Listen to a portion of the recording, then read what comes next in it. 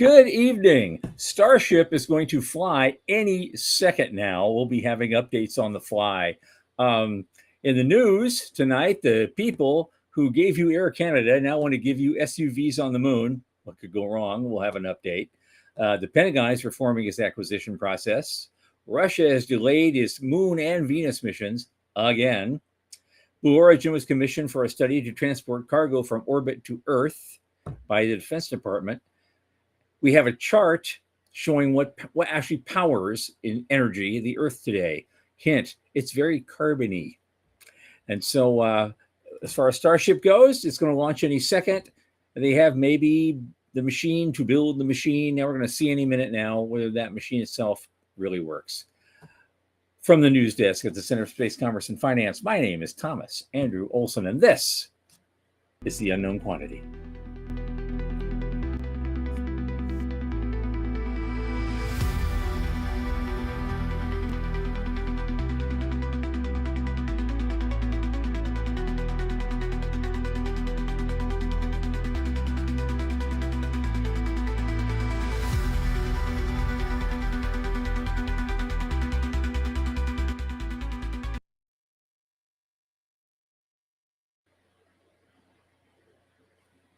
Okay, as you know, this program is brought to you by the Center for Space Commerce and Finance. And what do? We champion and strengthen emerging space startups and space-adjacent enterprises worldwide with advisory, access, and advocacy across the funding spectrum. Our program is supported by business plans and investor readiness. And a lot of our work, especially this podcast, is supported by our listeners and fans like you. So if we just go to cscf.space/support and click that plain as day donate button, little on the chip dart each month makes a big difference. Now, welcome now my longest space friend, whose favorite game is Monopoly because he likes to build empires, Michael Lane.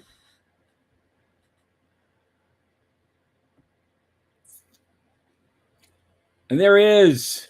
There he is. How you doing, man? And we're still on hold at 41 seconds. We are. Tick, tick, tick, tick, tick. Explain that a little bit. Yeah. It's like I've had this thing going on. I've got a second screen to another computer just off to my right. And so I'm just watching this thing on the fly, not flying yet, but it's still any second now. Now they have some people talking in a little pop-up window. So I don't know. It's holding until it doesn't. So I guess, how you doing, Michael? How was your day?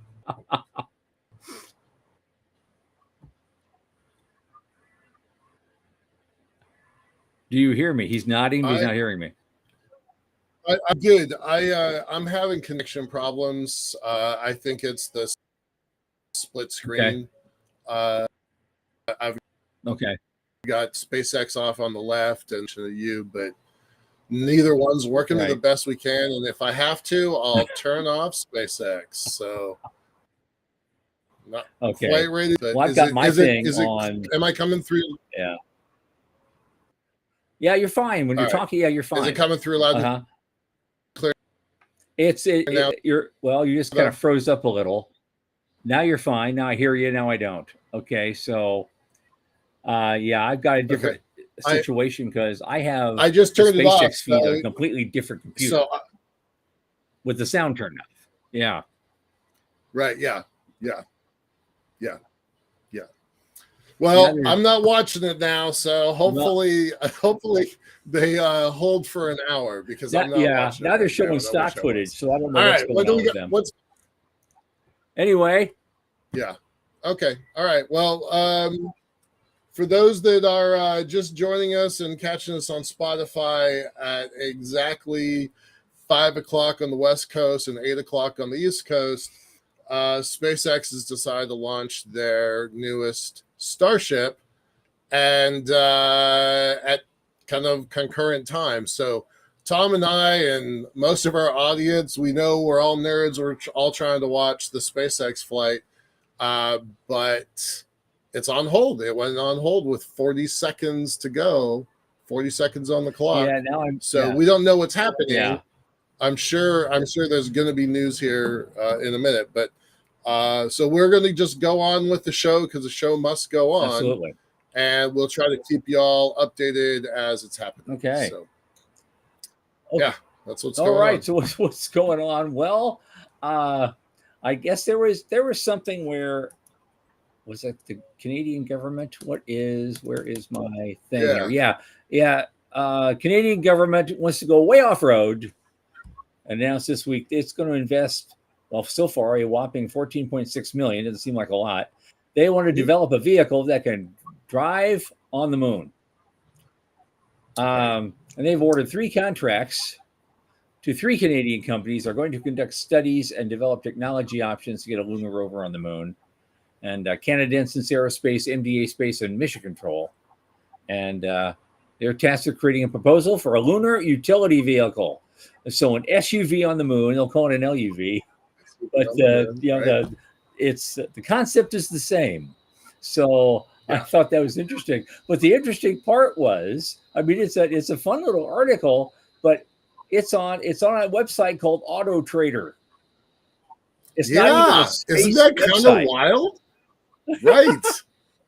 I was going to point that out. Like, how did we rate Auto Trader? Right. That's kind of a big deal. Yeah, I was a little surprised by that as a source. I'm like, where did this come from? And how did it not show up in my 9 other space feeds? Right. But I thought it was pretty cool. $14 million, which, as you say, is not a lot. But I do want to kind of point out a couple things. So MDA and CAC, I can't pronounce it, Canadensis, whatever that is. Yeah. It's those are kind of the Lockheed Martins and Boeings of space in Canada. Right. Those are real major corporations in Canada in their space program. And I'm pretty sure the MDA is the folks that were behind the McMillan Detweiler and Associates, MDA originally. Yeah. I'm pretty sure those are the folks that built the Canada arm. Yeah. So I mean, they definitely have chops. They have longevity. I've always found it kind of funny that I was talking to a student a couple of years ago that genuinely actually believed that Canada built the International Space Station because the only branding they ever saw was the arm. I mean, that's brilliant branding. Yeah. But here's the thing, right? They took on the arm as ISS, and they got really, really good at robotics. And I'm wondering, as a nation, national goal, if they are now trying to go say, hey, what about transportation? What about mobility on the moon? Maybe that's the thing we need to get good at and just specialize. Well, you got to realize the Canadian, that arm did not start with the space station. It started with the shuttle. Right. I forgot that. A couple of decades. Right. So that's been around for a long, long time. Yeah. Canadarm. You're absolutely right. I forgot about that. Yeah. So I kind of wonder if they're like, oh, what are all the parts that we could be a part of? We talked a couple weeks ago about the 2 European countries. I think it was Bosnia. Was it Bosnia? Yeah. Was it Serbia? That we're working on the Czech Republic and Bosnia, I think it was, that we're working on laser communications. Like that's what they want to do, is get good at lasers and laser comm.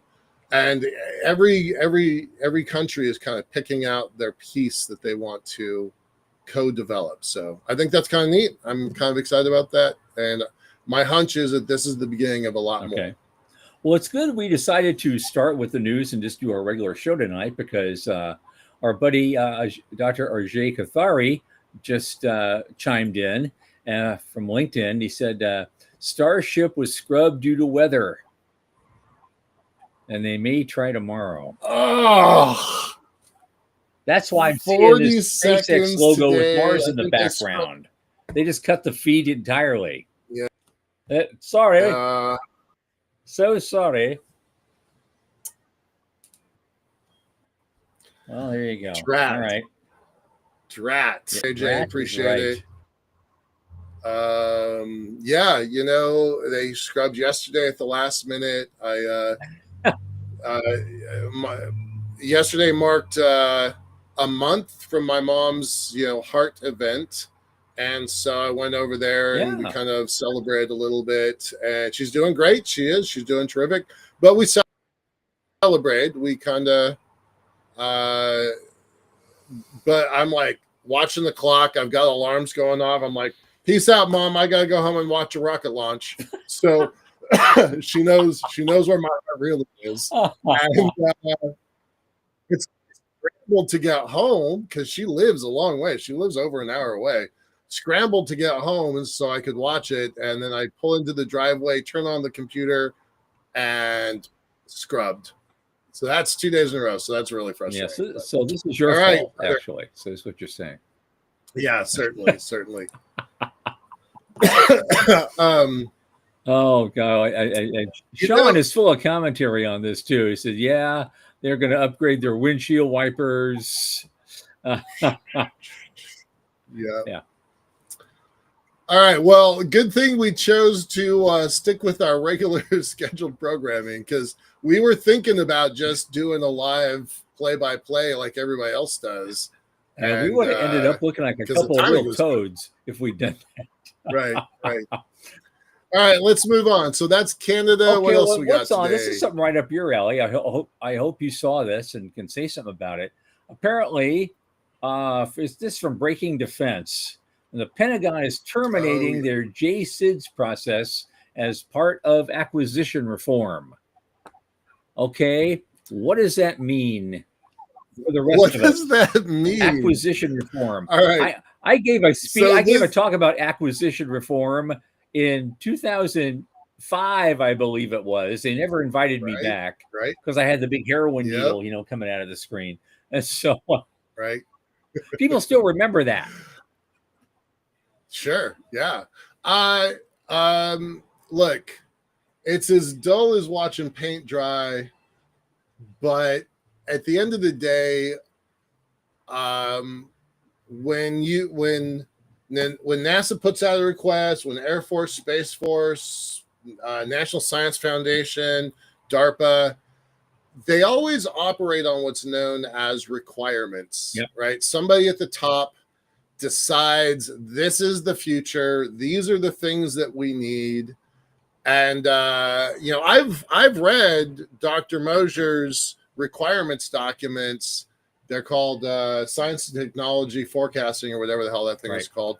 The chief scientist of Space Force actually let me read some of his early notes and comment on them. These are really high-level policy documents that then, in the military's case, they get filtered until it gets down to the captains and majors who have to act on those requirements and then send out requests for proposals, and everything gets diluted and all the audacity and ambition at senior levels get watered down by the time it gets to the majors and the captains. And so you keep getting what you've always gotten. Right. And by changing this acquisitions process, maybe, fingers crossed, it's going to make some changes. And I'm going to reference if I can find it. What the hell was it? I thought I had it queued up here. Colonel Felt, former director of architecture and integration at the Office of the Assistant Secretary of Air Force Space Acquisitions and Integration. That's his whole title. Long title. He just retired recently. He retired on a Friday, and the folks at Starcatcher, the space-based solar power company, hired him on Monday. Yep. That was about a month and a half ago. So he said, the move gets at one of the key problems bedeviling acquisition reforms for decades. Quote, there are three processes that are broken: acquisitions, requirements, and budgeting. All three must be fixed if we want to move faster and detour China. This memo takes a sledgehammer to the second problem, the requirements bureaucracy that had become the pacing process for many new programs. Right. So, again, it seems dull, but it is actually at the very core of how programs of record become programs. And that's what shocked that Yeah, that's requirements. what shocked It's me. hard. That's what shocked me in there very Yeah. early on in the document. It says the Joint Requirements Oversight Council, there's another group, oversees the process. They're actually going to stop validating component level requirement documents. Let that sink in for a second. They were validating component level requirement documents. How many billions of components do contractors produce every year for the military industrial establishment? Yeah. And they got a council that's overseeing crazy. every single one. Yeah, the level of the level of just paper pushing was extraordinary, and really, did it add any value? I just don't know.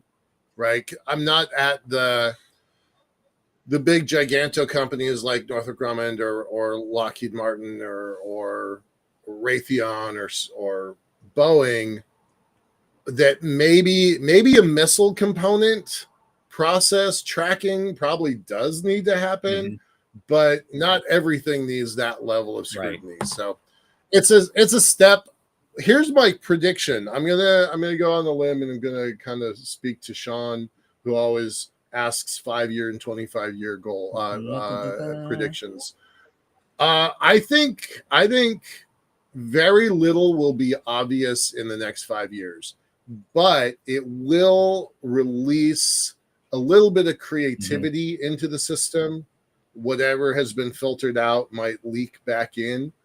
But I hope that it simplifies the process of all of us on this side of the equation that want to supply to that side of the equation. That's interestingly, my hope. And maybe in some of the streamlining, would that also end up then with a little bit of riffing here and there? I doubt it, because seriously, they'll just move to a different group. The red tape that is operating this system will just probably glue up some other function. I don't think things like this stop. I don't see personnel reduction based on something like this. I asked because I just learned today. I was reading an article on another topic. I realized within the halls of the bureaucracy, there is actually a level below dead wood. It's called petrified. Yeah. Yeah. How do you get rid of the petrified wood? I don't know that. All right. I've lost a lot of confidence in our system in some really important ways. So it's hard for me to buoy up a system like that. Yeah, that's true. So next up, there was something in the Moscow Times today. It said, I guess Russia has been delaying their Moon and Venus missions. They had missions. They had a mission to the Moon, I think it was next year, and a mission to Venus in 2034 or something, or 35, and they've pushed those back to now 2028 and 2036, according to the head of the Russian Academy of Sciences. This is and the point of interestingly, the point of the Luna 26 orbiter, they're supposed to search for suitable landing sites. Right. And Venera D mission was going to study Venus's extreme conditions and search for signs of simple life, perhaps in the upper atmosphere, where it might actually, live. Well, I know that our friend that we just had on the show the other day, Guillermo, is probably disappointed by the Venus cancellation. Yeah. But seriously, did anybody think this was actually going to happen? Because nobody on this side of the Atlantic did. So mildly disappointed about Venus. Would kind of like to have Russia in the game.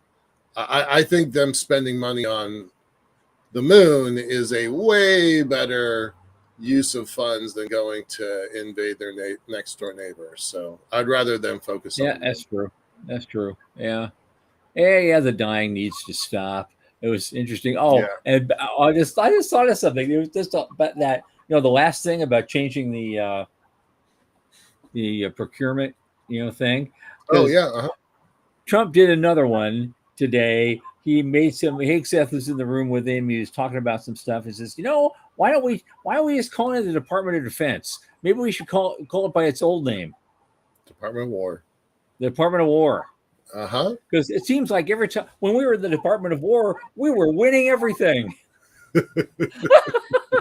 But since we changed it to defense, we haven't won shit. Oh man. You know, I don't agree with a lot that he has to say. There are some things, though. I'm not totally against calling it the Department of War. I'm actually not. I'm not either. But his reasoning was just. I'm a Marine who is a pacifist to a point. To a point. And I kind of do like the Department of War as a part of the nomenclature. Yeah, it's kind of saying, you don't want to wake these guys up. Yeah. Yeah. I think that. Yeah. So, but yeah, I think Russia has gotten that message. I'm not sure that China has. Right. Yeah. I'm not sure that China has got that message. Well, they're doing a lot of aggressive stuff. They're playing around. I mean, they're playing around. It seems like it. Little feint actions with Taiwan. Yeah, but they were down there. Philippines, in the South China Sea. They're down there by the Philippines. Yeah, and messing with people. Come on, I actually use the Spratly Islands example in my pitch decks to defense people. Like, do you want what happened in the Pacific to happen in cislunar space? Do you want that militarization build up? Yeah.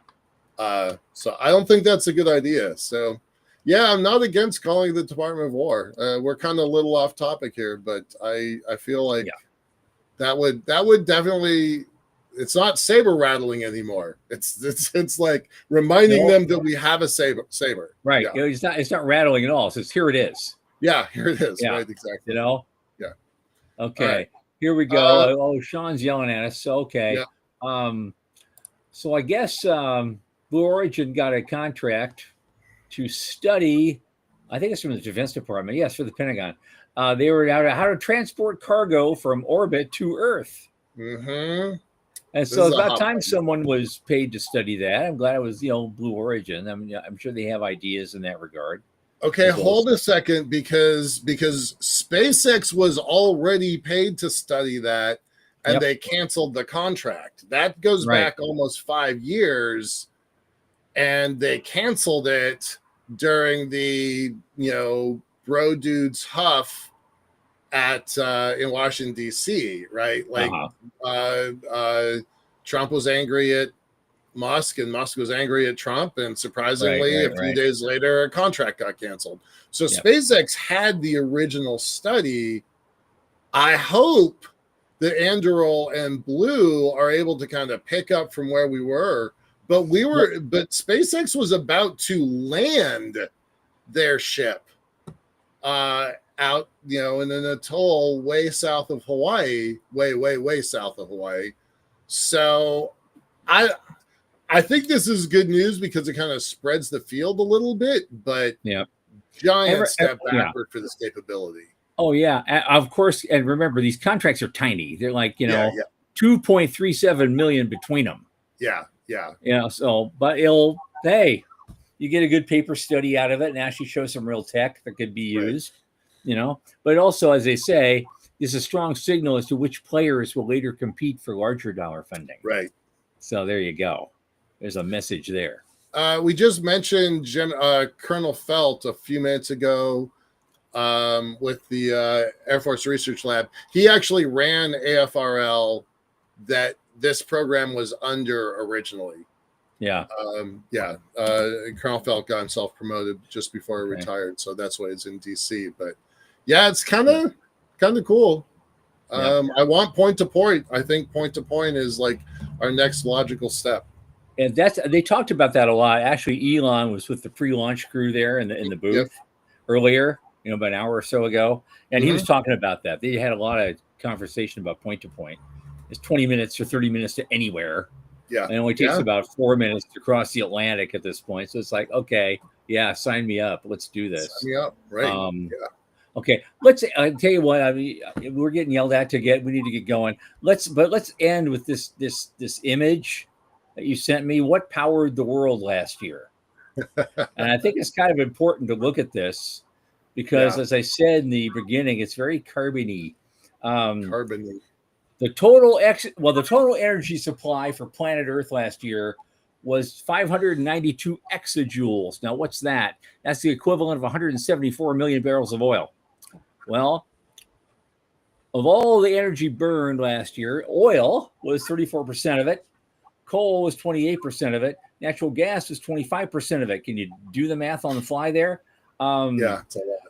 Nuclear is only 5%, hydropower was 3%, and all other renewables put together was 6%. And so we have a ways to go before we can turn off the taps, I guess is what I'm saying here. Right. You talk about, it is important. And the reason I sent this over was, look, space-based solar power promises the future. And I totally believe in space-based solar power. That was how I got started in space. You've heard that story 38 times. Yep. I love space-based solar power. But this gives you a description of just how far you have to go. Yeah. Right? Nearly 600 exajoules. I can't even process how big that is. 174 million barrels of oil, 174 million times 600. That's a lot of power. There's a lot of stuff to be tapped. I might be excited about space-based solar power. Ground. It's not going to change the equation. Not anytime. Not anytime in the foreseeable future. And it's a reality check. It is. I sent this on purpose. This on purpose. It's a reality check. Absolutely. Yeah. Okay, so let's move on. Let's introduce our guest for tonight. The end of next month in Sydney, the center is co-hosting an elevator pitch competition event along with the Space Generation Advisory Council. And their event, the Space Generation Congress, which is the 25th through the 27th of September, just a few days before the IAC, which I'll be attending as well. And we'll be doing a couple of shows from Australia while I'm there. I'll be there 10 whole days. So that's gonna be fun. But here to discuss this upcoming event is the project groups coordinator for SGAC, Marcelo Boldt, to talk about what he and the amazing team he's helped put together are doing to make this event a success. Marcelo, welcome back. Haven't seen you in a bit. Thanks for coming. Yeah. Hi, Thomas. Hi, Michael. It's been a while. Yeah. Happy to be back. How are you doing, guys? Good. Great. Awesome. So how is it coming together? What are you guys doing? Well, where to start? We are doing actually so many things. So many things. And the tip of the iceberg, or the most immediate goal, is basically the competition we have in common, the startup competition. That's going to be an amazing event. It's going to be a very dynamic event. Everybody's welcome. We have applications coming from all over the world, I would say. And yeah, I guess it's up to you, Thomas, to tell the audience a little bit more about it. Okay. Well, we do have in fact, we have a link for that for the application for the pitch event. There it is right there. And so give folks that link yet again. If you are a young entrepreneur, a young professional, you plan on attending these events in Sydney anyway, probably, and you're under the age of 35, you can apply for this thing. And so what's going to happen is you will get a chance to do between a 2 and 3 minute elevator pitch to your space business idea. We want to get as many as 10 finalists to compete. And at the end of it, the judges will decide which 3 entries are the best presenters. And we're also going to have a kind of a live public vote in the audience for kind of an honorable mention for audience favorite, and see how that works out. That's going to be fun. But the top 3 winners are going to receive a micro grant from the center sponsored by the Barth Family Office for $1,000 each, no strings, just like we've always done. And so I think it's going to be a great amount of fun. And we still have a lot to do to put it together. We're talking about doing streaming. Yeah. We'll see how we put that together. I'm still researching how we're going to put it together. Michael, you and I can talk about that later, and Sean, because Marcelo asked us if there's a way we could handle that. Yeah, we've Marcelo, we've done 3 business plan competitions virtually during the pandemic days. So there is a mechanism to do that. I think we'll be able to figure that out. Time zones might be tricky because y'all are way ahead of us on that side by the time this thing happens. But yeah, there's probably a way to do that.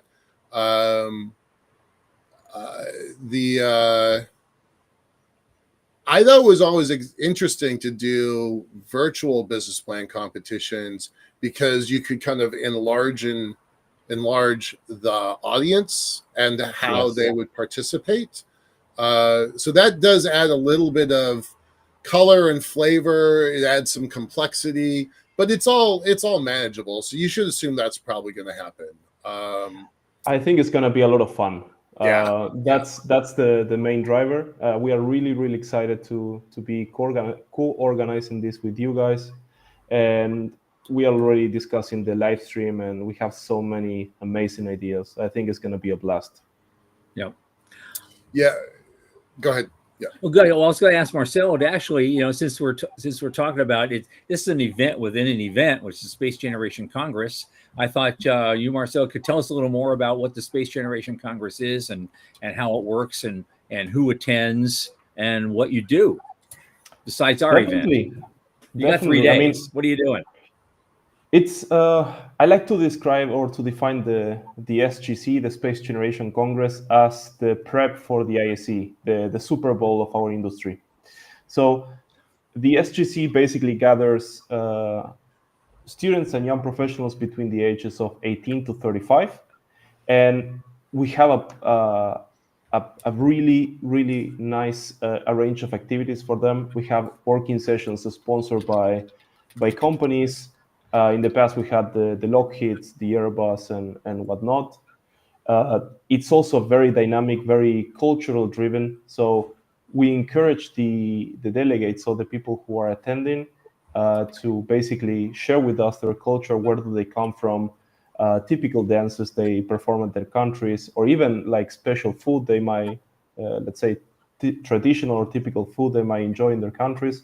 So I think it's an amazing experience. And for some of us, myself included, it was my first experience within the space industry, sorry. So it holds a very special place to me, actually. And then you have, as I said, you have the Super Bowl. So you have the ISE, which is going to be, it seems that it's going to be one for the record books. It's going to be amazing as well.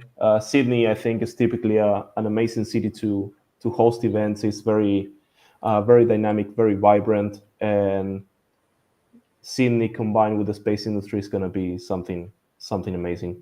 Yeah. Mm-hmm. And I have to admit, I got lucky. I managed to book a hotel that's almost geographically exactly in between the SGC venue and the IAC venue, and they're both walking distance. Perfect. So this is that's great for me on those days. So you have about 100, 150 delegates or so probably sign up for this thing.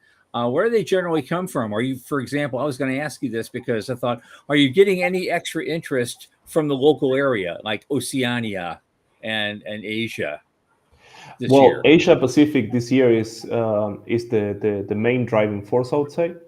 However, we always have people from Europe. We do have this year some like a small community, as far as I can tell, from Africa, which is super exciting. I always what I always love about the SGC is the different perspectives it brings, right? So you have people from Africa, myself, I am located in Germany. but then you also have American audience, then you also have Asia Pacific. But this year is mostly going to be driven by Asia Pacific. So India you will have as well, but you can expect people from Malaysia, Australia, New Zealand, Philippines. Cool. It's going to be very, very crowded, I would say. Good. That's good.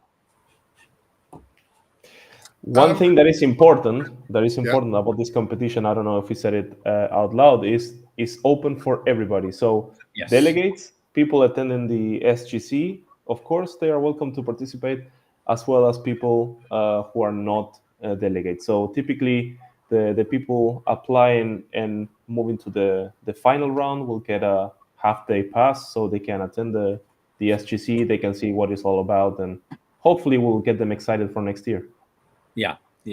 We also spread the word amongst one of my cohorts who's been on this show is Jason Held, and he's an American guy who lives in Australia. He runs something called the Fish Tank, and he also runs an accelerator called the Wolf Pack, and he's spreading the word amongst the folks that participate in his programs there in country, and we're hoping to get some folks from among that crew to go ahead and sign up and apply. And we always wait till the last second. Right now, we've tentatively set a hard deadline of September 8th to get your application in. But of course, what happens is it doesn't matter when you set the deadline. Everybody waits until the last second. The last second, right? It doesn't matter who you are, how old you are, what stage your company's in. You could be 58 and you'll do the same thing. Yeah. It's just unbelievable to me, the experience we have with this. And I remember for years, especially for the virtual ones that we did, I was just sweating bullets over this. We would wait till the last second, and all of a sudden, oh yeah, I used to have like 4 applicants, and now I've got 9. Yeah, and that happened within the last 24 hours. Like, yeah, every single time. Do this to me every time. Yep. Yep. This is how we are wired. And so I fully expect them to do it again. Yeah. So, Tom, talk about maybe some of the criteria. We're not going to do a boot camp like we often do for our other business plan competitions. So talk about some of the criteria, some of the expectations, because we do a vetting process before we put them up in front of the judges. So it's kind of a 2-level filter. But what should people look for? What should people submit on? We've got business people on this show that are going to be in Sydney there. So what should people look for? What should they prepare for their competition? That's interesting, and I can bring Marcelo in on this because his team came up with these things. Because normally, as you know, Michael, when we do a BPC, we basically divide it into 3 buckets. It's basically it was a loaded question. I know the answer. I know. Yeah, I get that. It was space related and space scalable. We just basically defined it very loosely. And space scalable can be anything. It can be nanotech, biotech, whatever. Well, they've got all sorts of people studying all sorts of different things, deep within the hinterlands of SGAC, and he wanted to get the whole crew in and says, "Well, what do you guys think about this?" And they came up with actually 10 what they call buckets of ideas that they will that you can apply on for one of those. So why don't you speak to that, Marcelo? Yeah, I mean, I am the co-coordinator of the project groups. So the project groups are basically small entities in itself that they are focused on a specific area of research within the space industry. So when we were organizing and when we were discussing with Thomas about doing this, we said, hey, we have so much people basically putting a lot of effort on commercialization of space medicine. We have even diversity and equality project groups. So as you can see, we have a very, how can I define, a very broad spectrum of the entire space industry. So we brought them on board and we asked for their suggestions. We said, okay, guys, what are the areas that you see, let's say, most trends or let's say most developments within the space industry? And they came up with 10 areas. So we have anything between AI, lunar economy. We also have space sustainability, so space debris and so on. It's a very, very interesting combo, I would say. I think if you have in the link, Thomas, to share with the audience, you will see the 10 buckets we basically developed for this year. Right. If you go in, yeah, if we go back to the application form that's Yeah. on the center's page, Sorry. you showed it earlier. Yep, I had it earlier. There we go. Yep. And if we scroll down a little bit, and there they There are. we go. There you go. So these are all the things. That's a lot of stuff. That's open to just about everybody. You could take almost anything and put it together and make a space type of company out of that. And we do that too in different ways. But this is really good, and it's very specific and detailed, and I like that. Yeah. I don't know if we're going to emulate that, but it's like I like seeing it. So yeah. I'm particularly interested in on-orbit services, manufacturing, data, and AI. I think those are the ones that I'm interested in. Fortunately, I won't be a judge. I'm not going to be there, so I won't have my bias won't count. But I think these are super cool, and I'd really like to see a whole ecosystem, a whole network, kind of be born out of this initiative. I'm excited about this a lot. Right. For sure. If I can add, I would really like to see human spaceflight ideas. It's a topic that I think is so inspiring that it would be nice to have a few ideas basically pitching in the final on the 25th. Yeah. Now I just found something here. I've got just tons of material that the center uses, and we did come up with this a long time ago. It's kind of I need to send this to you, Marcelo, so you can look at it later. Just an idea of what we use as a standard judges form. Right. We also use it in part as kind of a filtering system for applicants that come in. We use the same kind of metrics, so we're consistent on it. And basically, it's just a form where I have a bunch of different questions, and you can rank the applicant on a scale of 1 to 10 how well they fit within the parameters of that question. And so, for example, does the elevator pitch convey all the info? You can rank them, 1 to 10 based on that. What does their management team look like? What's the depth of it? What are their management team's backgrounds? Do they have experience in the same or a similar industry? Are they highly speculative? In this case, they'll be highly speculative. They won't be proven quantities, so we're not going to use that one.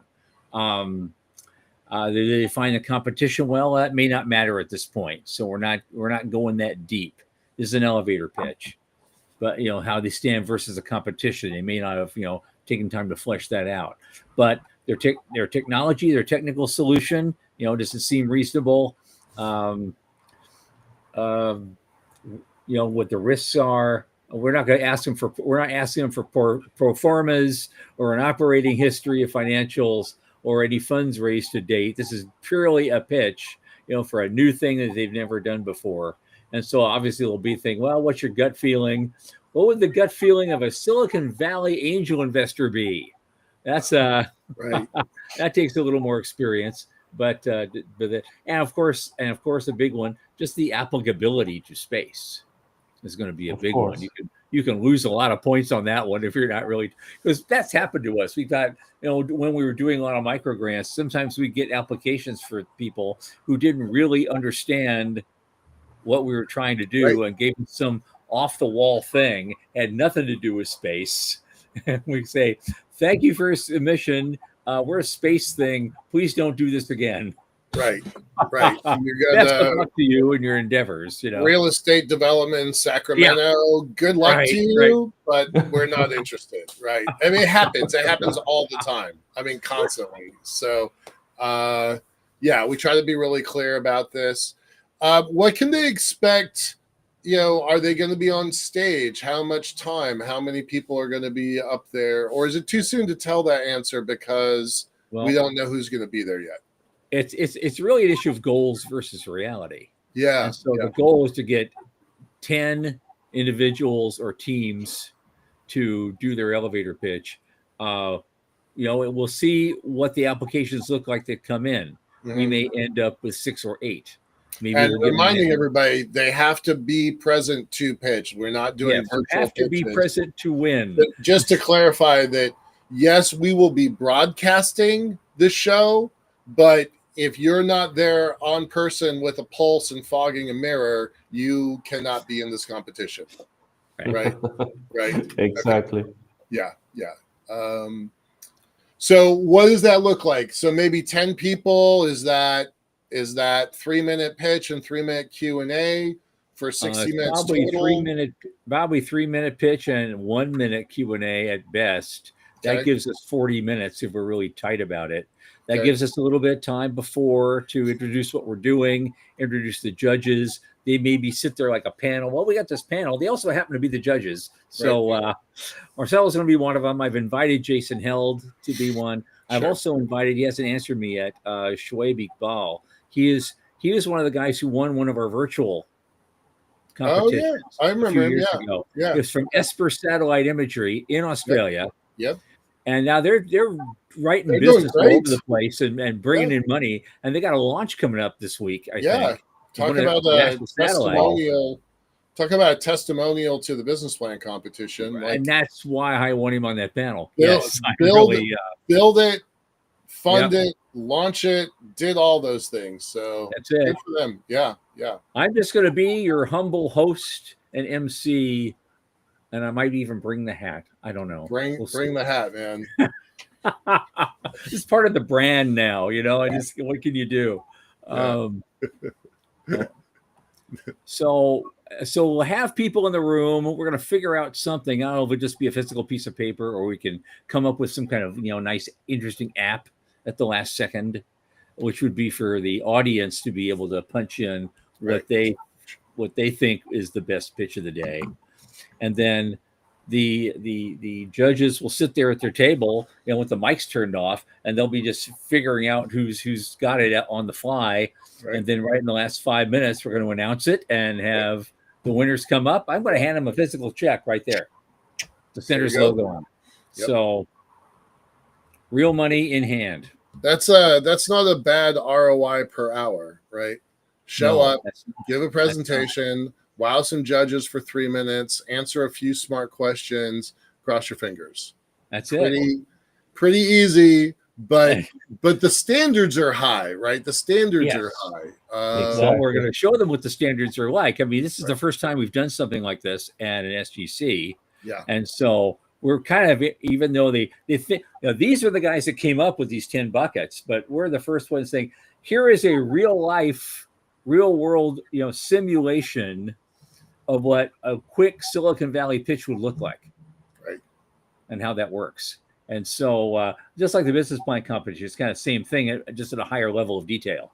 Yeah. Because you have maybe 6 minutes to do a pitch, but you also have 6 minutes for the judges to, hound you for a while and really take things apart.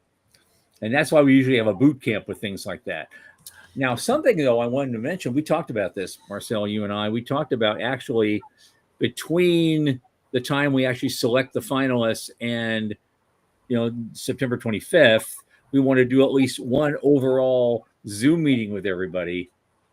Exactly. And we might have them, try out their pitch right there in front of each other. So it'd be kind of an immersion thing, just to get an idea of what you're up against. And then, okay, see you on Monday, or the 25th or whatever it is. Boom, we're out of there. We have to keep it dynamic. We have to keep it interesting. And we also have to keep it, unexpected to see what is their entrepreneurship power, Yeah. And that's why I think it's important at least to have a minute for a question. If you're giving your pitch, you've rehearsed your pitch, you've made your 3 minutes, and now, Shoaib asks you, well, what about this? And I know Jason's good at this too. So it's like, okay, you should think of that. And just to see the look on the face as it's being streamed live around the world. That's going to be super fun. I want to point out, what the center has been super effective at is our whole business plan competition and the kind of the steps through it and the filters. And once folks get to a certain level, we assign them a mentor and they go through that process. We're not doing that with this. This is much lower key, still important, but much lower key. But I do want to kind of point out on the application page, there's the submission process. Let me pull it back up here. Yeah, we simplified that a lot, by the way, in case you noticed. Yeah, I did actually. I was going to point that out. So on the application page, scroll down to the bottom. Here's the application. Super easy. We do recommend taking a look at this executive summary to kind of have like a fair shot. Do yourself a favor and know what the heck you're doing, right? So this isn't a requirement, but you probably want to know what this is before you fill out the application. Because this is kind of how folks are going to evaluate the pre-approval steps. Right. So I'm going to post. Normally you can do. We have a big text field there to put in your basically type out your elevator pitch as you want to say it. But we also leave room. It's optional. It's not required. If you have a one pager that you want to put together according to that executive summary thing, and you want to upload that, it's you're free to do so. It is not required, but you can. Right. So just so you know. Yeah, it's going to be fun. It's going to be fun. Marcelo, I know you're going to be leaving here in a quick minute. What time is it for you? It's like 1 o'clock in the morning, 2 o'clock in the morning. Almost 3 a.m. Okay, almost 3 a.m. It's a bit late, yeah. But all right, buddy. We really appreciate that. Stick with us for just another couple minutes. We'll get you out of here on time. Promise. Is there anything else you want to kind of add? What do you want to see out of this? Why are you doing it in the first place? Well, my main interest is to, let's say, to spread the entrepreneurial spirit in the space industry. I think it's the most important thing.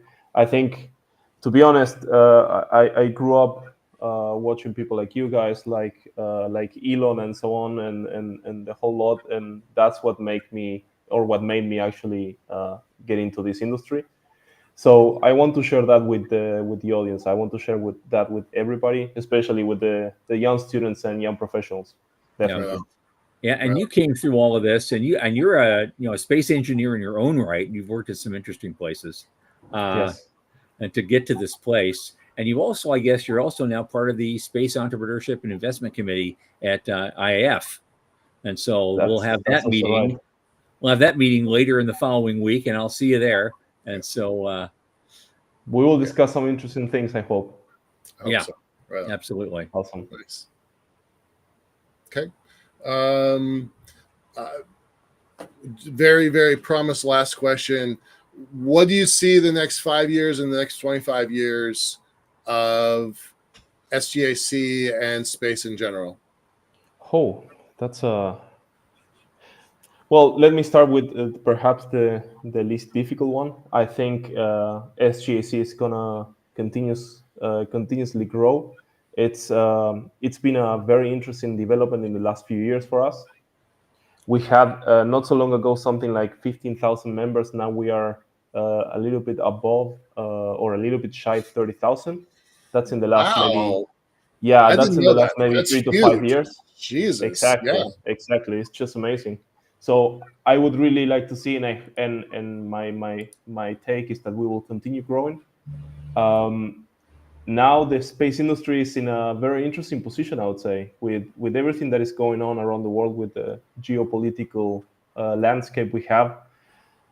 I do see space being more and more into defense, more embracing the dual use side of things.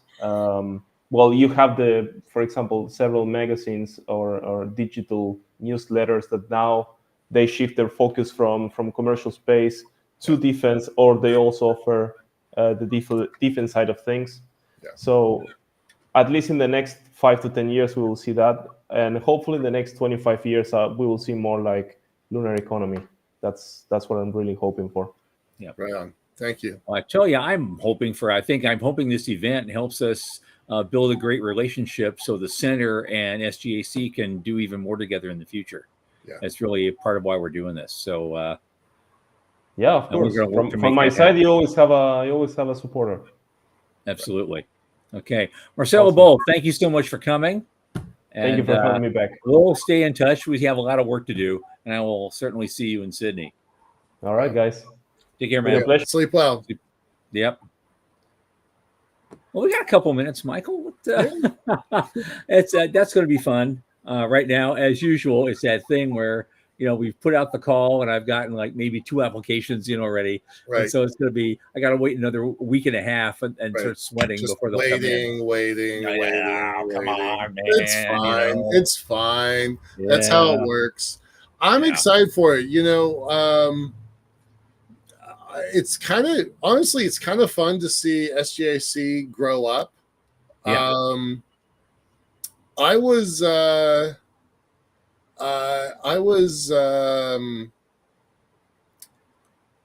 my middle 30s when I started working on the elevator, but I didn't hear about SGAC until I was almost 40 and I had aged out. Right. So I was never officially a part of SGAC, even though my ISU chops kind of puts me as a honorary guest member of sorts. But yeah, super excited to see them. I had no idea they had grown as big as they had. Yeah. In a way, I'm going to guess that the pandemic helped them because they were not anywhere near 30,000 people 5 years ago. Right. No. Right. No. I heard about them actually the first international, the first IC I ever went to was in 2002 in Houston, but the next one I went to was 2008 in Glasgow. That's when I heard about SGAC, and it was all because they were having a party, and Will Watson, who was our executive director at the time of the Space Frontier Foundation, and the guy called me up and said, "You got to come to this thing, man." It's me, God, I'm more than twice as old as everybody else there, but okay. We'll do it. Oh, it was an absolute gas. I met all these young kids, and it was a lot of fun. Yeah, and of course, there's only Will Watson knows how to do it. Right. That period there between 2008 and about 2015, that period was just legendary. Yeah, for parties into the dead of night, but talking about everything space. It's all these are wild conversations that happen. I think the marker for that starts a little earlier, 2004, 5, 6. Some of those parties were legend, but that's another topic, and we're not going to out our friends that way. Right. They all have kids now and stuff themselves. Right. We got mortgages now and lives. Some of them have senior leadership at organizations. Yeah. But I can talk about it because I'm old enough not to care. Right. Yeah. Anymore. So then you too, really. So on. Yeah, absolutely. Okay, I guess we're gonna call it a wrap. I've got. Unless you have something to say, you got something to say? No. Okay. Let's SpaceX tomorrow. Fingers crossed. Starship. Fingers crossed. We as of today, we have no guest on Thursday because you never know what the future may bring. Mm-hmm. But if nothing else, we will gather for the usual hearsay, gossip, innuendo, razor sharp commentary, and the usual tomfoolery. As always, 8 p.m. Eastern. Okay, man. From the news desk at the Center for Space Commerce and Finance, my name is still Thomas Andrew Olson. Keep watching the skies.